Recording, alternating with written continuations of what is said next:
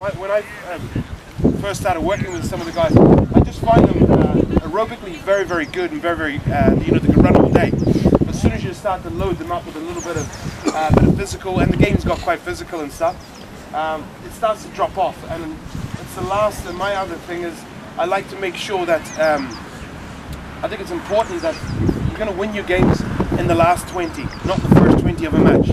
So I would sort of have a tendency to focus in on working hard at the end of a session. So if you're taking your teams and so forth, fitness, everybody seems to do fitness, and then we finish off with a bit of ball work, where I would try and turn it the other way around, because when you're knackered, the first thing to go is your ball skills, your mental skills, everything starts to go when you're fatigued.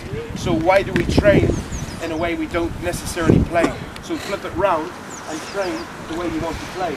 So with that in mind, get the ball skills out in your warm-up, get that sort of side of things going, and if there's anything, while guys are fresh, you can probably sink in like fire and go from one area out the other. In terms of where we are, strength is all based around your core. You hear everybody always talk about the core strength and all this sort of thing. Core strength, and I'm just going to give you all a wee test going here. If you just take your hands out of your pockets, I know you've got the bottom of your pockets cut out. Listen, just above your pelvic bone, okay, come right down here, push in against there, and just hold it, push in with your finger, and just turn your shoulders, right down low, not right down low, okay, you feel that little muscle just firing up, a split second, millisecond just before your shoulders actually turn. Do you feel that muscle turning? That's the core strength, and that's something, the muscle group that necessarily gets overlooked more often than not. So that's when we're doing our trainings and stuff, try and work and look at that side of it, because when you translate that into a game scenario, if you're thinking you're marking your man and you're trying to get away from him, those muscles need to be activated first. So those are the ones we need to train a lot of, and it can be done, as I'll show you a demonstration with our lads, some of the exercises that will always incorporate those muscle group, okay? So most clubs and stuff will probably have access to the facilities we have, and really all of some ladders, some medicine, power bags, and some hurdles and stuff, okay? In terms of getting the endurance into players, yes, you need to put, you can't do a lot of the agility and the short, sharp, fast speed work, as it were, without an endurance base, otherwise they're going to fatigue. So, you've got to do those. I mean, everybody knows, listen, you just put miles on the clock. There's no substitute, there's no magic pills or nothing of that shit that you have to take. It's just a matter of getting out there and pounding and doing the yards. Different sorts of things. Now, most guys won't sort of run the length of the pitch. We've got positions, obviously, in your position-specific exercises.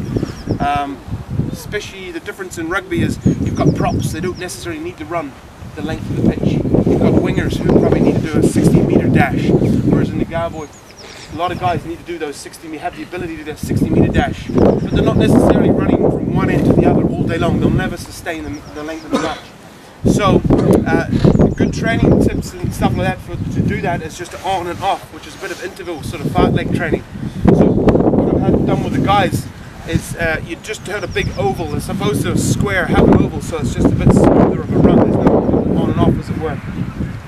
Have your stopwatch out and just work them for like a constant 5 minutes, and just work 30 seconds.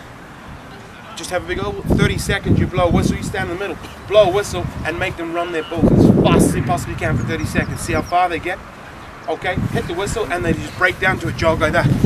Jog like that. They're not allowed to walk, just keep moving for 30 seconds, bang, hit the whistle, just continually do that.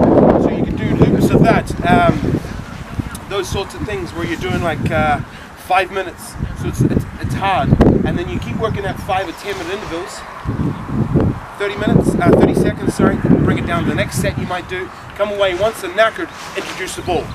Do some ball skills, do some things like that when they're mentally a little bit jaded, and bring it and work off the weak points, okay? And then bring it down, go to the next set. You might do 20 seconds with 20-second jog intervals. So it's on, off, and then bring it down to 10 seconds. So it's sharp, on, off.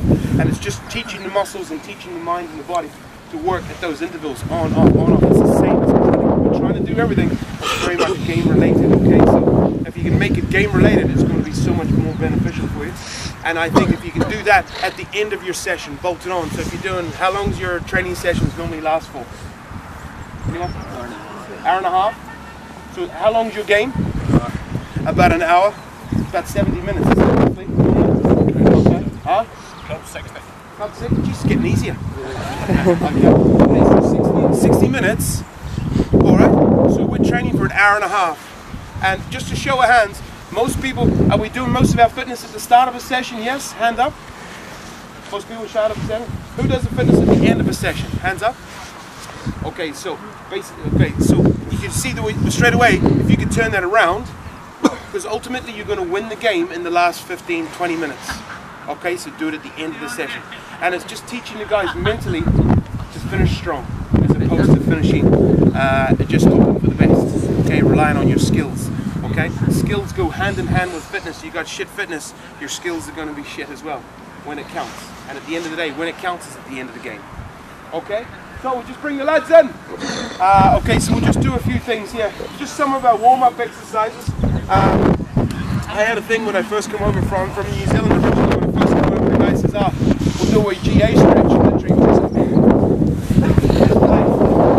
Okay, and ironically, I went to the Antrim first session with the boys, and they were literally in. Oh, coming back in.